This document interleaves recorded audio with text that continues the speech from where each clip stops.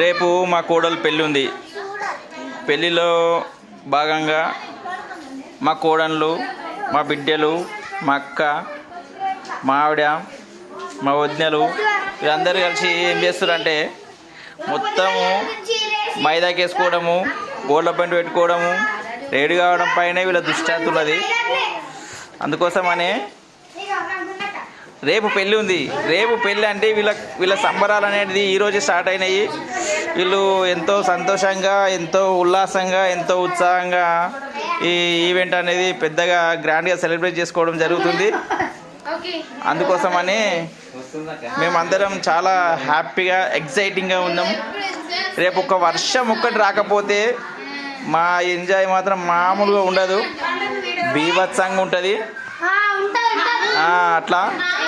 అందుకోసమనే ఇంకా ఈ వర్షం ఒక్కటి మాకు కరుణించి మాకు టైం ఇచ్చిందంటే మేము ఇంకా ఫుల్ ఎంజాయ్ చేద్దామని చెప్పేసి అనుకుంటున్నాము.